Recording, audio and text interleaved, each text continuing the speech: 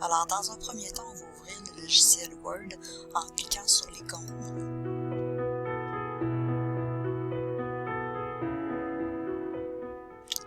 Ensuite, nous allons cliquer sur Document vierge pour ouvrir un document vide.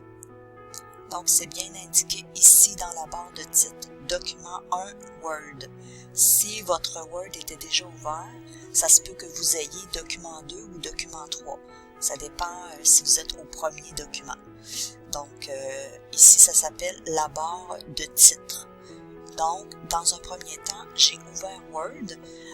Alors, si je veux, par exemple, je pourrais commencer à taper du texte. Donc, taper du texte. Et je tape du texte en continu. Dans Word, ça fonctionne comme ça. Donc, ça veut dire que si je continue de taper, Word va changer de ligne lui-même. Donc, j'ai pas à faire des retours, donc Enter sur mon clavier, ou Entrée si je veux pas changer de ligne. Lui, il va changer automatiquement rendu au bout. Donc, qu'est-ce qui est important pour débuter? Donc, premièrement, la barre d'outils qui est ici, qui s'appelle la barre d'outils Accès rapide. Donc, qui contient les icônes qu'on va utiliser le plus souvent. Donc, les commandes qu'on va avoir besoin le plus souvent. En premier, vous allez déjà ajouter un icône sur cette barre d'outils-là. Donc, on s'en vient cliquer sur la petite pointe de flèche qui est là. Et vous allez cliquer sur Aperçu et Impression. Moi, dans mon cas, j'ai déjà un crochet parce que je l'ai déjà dans ma barre d'outils Accès rapide. Donc, si vous n'avez pas de crochet ici, vous cliquez sur Aperçu et Impression parce que c'est un bouton qu'on va utiliser souvent. Donc, au lieu d'imprimer, on va aller voir ce que ça donne si on imprimait. Donc, ça, c'est la première chose que je vais vous demander de faire, donc d'ajouter ce bouton-là à votre barre d'outils Accès rapide. La deuxième chose que je vais vous demander, c'est de venir cliquer ici sur le bouton qui s'appelle Afficher tout. Donc, quand je clique sur Afficher tout, je vois ici mes marques de paragraphe. Entre autres, je vois ici une marque de paragraphe que je sélectionne actuellement pour vous montrer ce que ça donne. Donc, on va travailler dans Word toujours avec les marques de paragraphe affichées parce qu'on ne peut pas travailler autrement pour faire du bon Word. Sinon, on ne voit pas ce qu'on fait, on est toujours dans le vide, on ne sait pas combien on a fait de retours, on ne sait pas combien on a fait d'espace. Donc, avec les marques de paragraphe affichées, ça va nous permettre de tout voir ce qui se passe dans notre Word. Par exemple, ici, taper du texte, je vois des petits points au centre. Si j'enlève les marques de paragraphe, je ne les vois pas. Donc, ce que ça veut dire que à chaque fois que je fais l'espace sur mon clavier, donc la barre d'espacement, j'obtiens un petit point ici qui apparaît pas lorsque je fais imprimer. Donc, ces signes-là et les petits points au milieu ne vont pas apparaître lorsque vous allez imprimer. C'est seulement des marques de paragraphe pour nous aider à travailler. Donc, si je viens ici, par exemple, entre taper et du, et je fais deux espaces, vous allez voir deux petits points. Word me souligne en bleu, ça veut dire qu'il y a un problème au niveau de la grammaire, donc il ne comprend pas. Et dans ce temps-là, je reviens et je vais supprimer à partir de mon clavier un espace que j'avais de trop. Donc, ça m'aide à faire justement la correction de mon document au niveau de la grammaire. Donc, deux espaces qui se suivent, Word nous donne un souligné en bleu. Ensuite de ça, qu'est-ce que vous allez avoir à faire comme troisième chose? Donc, affichage ici, onglet affichage, et vous allez venir cocher règles.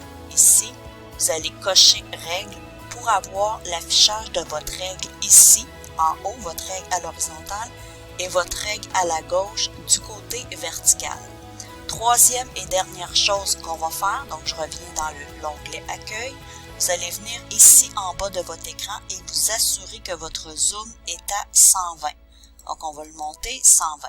Donc, 120, c'est vraiment le zoom pour bien travailler dans Word.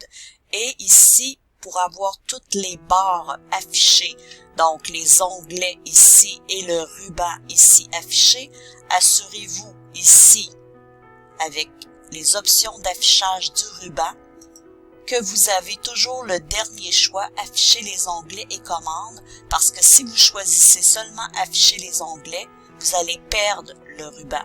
Donc, si vous le perdez, c'est ici qu'on vient cliquer et je m'assure toujours de sélectionner afficher les onglets et commandes.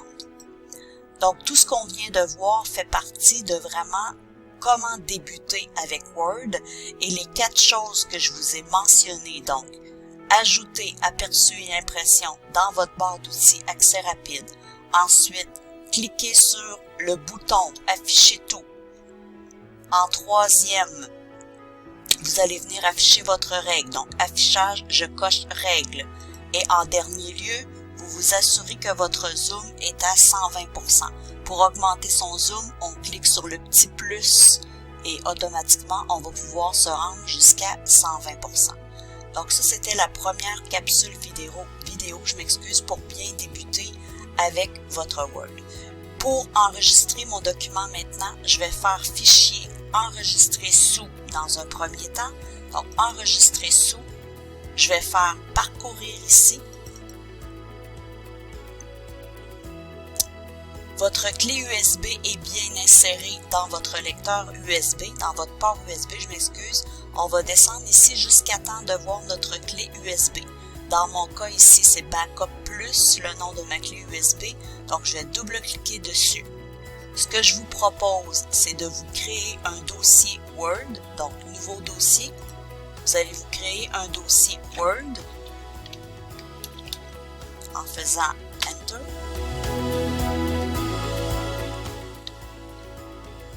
Et on va venir nommer notre document ici qu'on va appeler premier test.